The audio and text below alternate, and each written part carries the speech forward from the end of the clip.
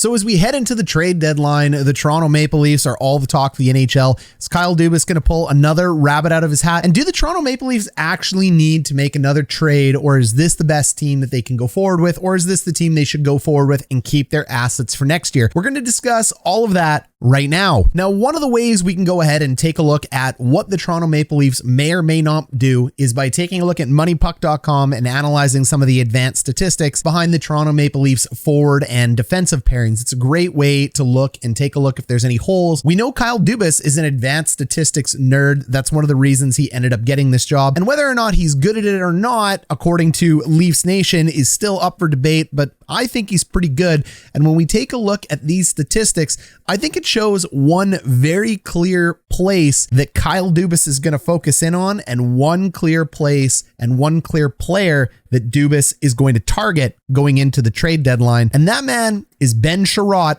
and the defenseman he's going to look to ship out is obviously Justin Holl. Now, what we're taking a look at here is the advanced analytics for defensive pairings according to moneypuck.com. We want to take a look at a couple categories here, the goals category, as well as the goals per 60 minutes and the goals against per 60 minutes. These are the advanced analytics that Dubas is going to look at when deciding whether or not he needs to make a deal and who he should be looking to deal. Now, the eye test is an easy way to go, but we have these sorted by minutes, and you can see in our top three pairings, it is Morgan Rielly and TJ Brodie, it is Jake Muzzin and Justin Holl, and then it is Rasmus Sandine and everybody else. And the reason we've included so many pairings into this, you got to go all the way to the bottom to number 13, because we have to add Lyubushkin into there as well, because he's the new toy that Dubas traded for. And starting with the goals percentage, that's the most key area to look at. 50% in goals percentage means for every goal you're getting on the ice, a goal is being scored against your pair on the ice. So 50% is 1-to-1 or net neutral. That's not good. You're not going to win a Stanley Cup with that. You need to have this as high as possible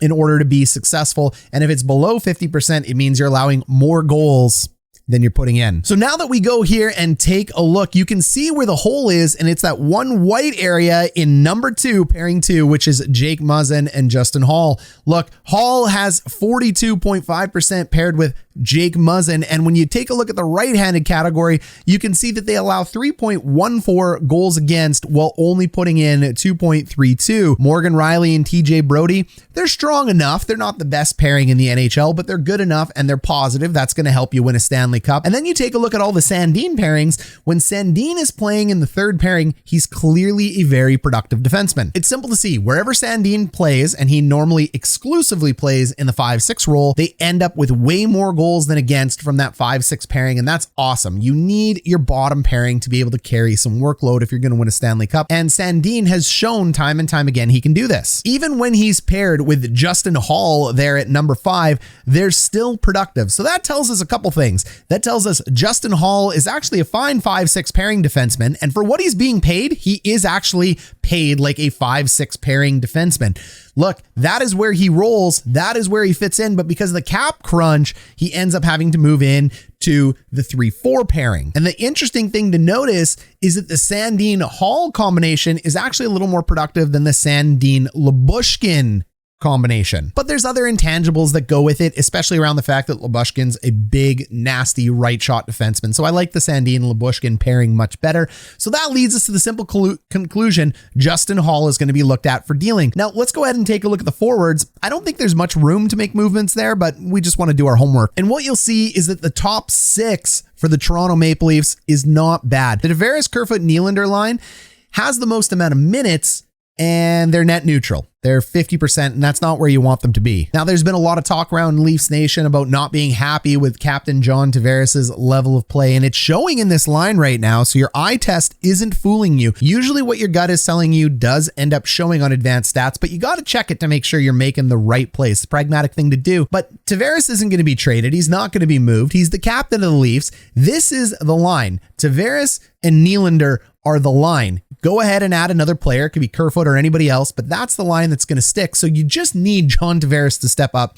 So I don't see that as a trade candidate. Taking a look at line 2, this is where all the jam comes from the Toronto Maple Leafs. 63% actually is the Matthews, Marner, and Bunting line. But the concern is you go ahead and you take a look at the third line with David Kampf centering Peter Engvall and Ondrej Kasi, look, two of those lines are 50%, meaning they're getting scored on as much as they're scoring. So the only offense is coming from the Matthews line. That means heading into the playoffs, unless this corrects around, Matthews and Marner are going to have to carry the load for everybody in order to get through the first round. And historically speaking, they've gone quiet in the playoffs. You need depth to be able to compete. And frankly, when line 1 and line 3 are only producing at a 50% rate, that does become concerning. But I don't see anyone on the third line that they're really going to be able to switch out that's more important than switching out Justin Holl, because we all know Jack Campbell and Peter Mrazek struggles right now. We've heard it talked about, is it the goalie or is it the defense? You're probably going to have a much easier chance improving the defense at this point. So I think pragmatically, Dubas has to go ahead and focus in on Justin Holl and the defense. You let me know down below if you agree in the comments. And Leafs Nation, if you're new to this channel, we're sponsored by BetUS. Speaking of line combinations, make your best combination by picking and betting on NHL games if you're a Canadian and US resident. And if you use code HGS and you're a first-time player to BetUS, you can go ahead and get a 125% deposit bonus to go ahead and gamble on hockey. Just make sure you're over the age of majority in your state or in your province. You can also go ahead and smash a pick on the Toronto Maple Leafs if they're your favorite to win the Stanley Cup, and see, hey, maybe you can come out on top as winner. So all proceeds from this go back to helping create content for this channel. That's BetUS. Thank you for sponsoring this video. So that leaves us with Justin Holl as the prime trade candidate. He's a $2 million player right now, and we got to go ahead and take a look at who's out there. And when we take a look at TSN's trade bait board, it becomes pretty obvious when you're looking at right shot defensemen who you want to target. We all know the Toronto Maple Leafs do not have much in the room of cap space. So if they're able to get rid of Holl, they have $2 million available, and that's it. When you take a look at the board, the first name that's going to stand out to you is Ben Chariot, the Montreal Canadiens right shot defenseman. He's eaten up over 1,000 minutes this year. He's got a very acceptable contract at $3.5 million, and we know in the NHL that you can retain up to 50% of the salary cap. Taking a look after that, you got guys like John Klingberg coming in at number 4. You got Justin Braun coming in. He's got a $1.8 million cap hit. Maybe a guy like that can sneak in, but I don't know if that's much of an upgrade over Holl. You have Colin Miller. And as you continue going down the list, it really becomes apparent that one of the only defensemen that's going to be available that fits the bill is Ben Chariot. And that's tough because that means the price goes up when there's only one shot to shoot. So I think the two most likely scenarios for the Toronto Maple Leafs are they make a play for Ben Chariot, and that play involves the Montreal Canadiens retaining salary for one last year on Chariot. That means the price goes up on Chariot. The price goes up because he's a rare commodity in the NHL. The price goes up because he's got a reasonable cap hit. The price goes up because they know the Toronto Maple Leafs and about 7 other teams are trying to bolster their back end for a Stanley Cup push, and the price just keeps going up. It likely is a first round pick plus Holl plus a prospect at this point is just the starting place to get going on Ben Chariot. You let me know what prospect you think is going to be included into that deal pushing for the Stanley Cup. And at the end of the day, this is the best team the Leafs have had in a very long time. But when you compare them against their likely first round candidates, the Tampa Bay Lightning, even the Boston Bruins who are below them, or the Florida Panthers, it starts getting a little nerve wracking. Should you go ahead and mortgage your future to make that deal? Will that one player end up pushing you over?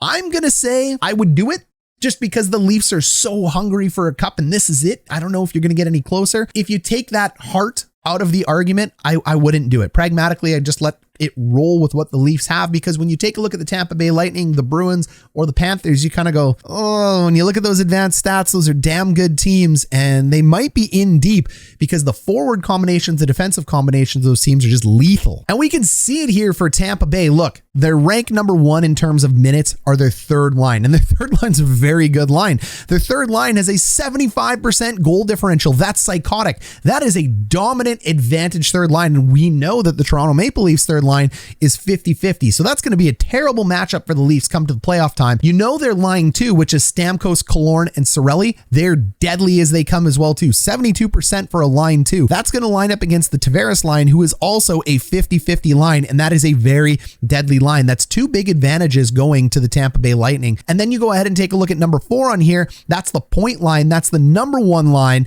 and they're 52%. So the advantage for the first line actually leans a little bit more to the Toronto Maple Leafs. But We all know big game Kucherov when the playoffs are on the line, and Point is one of the most defensively sound forwards in the league. That is going to be a heck of a war against Marner, Matthews, and Bunting. The story doesn't get any better when we're taking a look at defensive pairings here for the Tampa Bay Lightning. I mean, these guys are just absolutely dangerous. From rank 1 to 5 in terms of minutes for pairings, they're all above the 50% mark. These are all positive players. And we're not even going to get started on Andrei Vasilevsky. We know how good he is. So this isn't to put the fear of God into Leafs fans or into Leafs Nation and say, hey, you're screwed. This is to take a look at and go, when you're making a deal, you got to analyze the teams you're playing against. And Tampa Bay is such a juggernaut still that, yes, a trade for Ben Chariot and giving up future assets could maybe get you over the line. But in order to beat Tampa Bay, you need your first line to outplay the heck out of Tampa's first line and score like crazy, Matthews and Marner.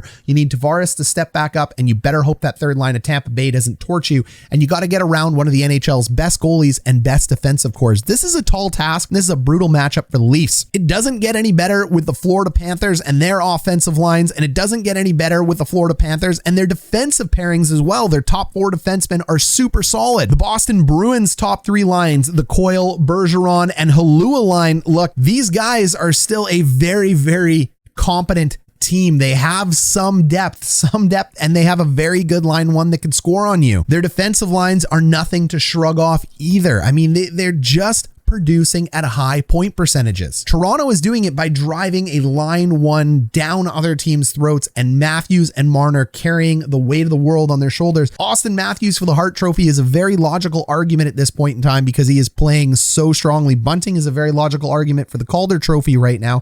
Hey, look, I have Mort Sidier, but Bunting has a very, very good chance of taking this home right now. So the Toronto Maple Leafs likely need to make a trade if they want to compete in this year's playoffs. They may actually be the number 4 team in the Atlantic Division right now. They're either 3 or 4 because Tampa Bay and Florida are just looking like juggernauts. But that doesn't mean when it comes to playoff time that it can't be anybody's game. And we know Campbell, we know Mrazek are struggling. So finding a goalie, going to be tough at this point. Probably easier to find a defenseman. I think that's going to be Ben Chariot if anything does end up happening. Hey, Leafs fans, tell me what you think down below in the comments. Is Chariot coming in? Is a trade going to happen? Did I get my analysis right? Or am I just big and dumb? Hey, you let me know, and we'll catch you in the next one.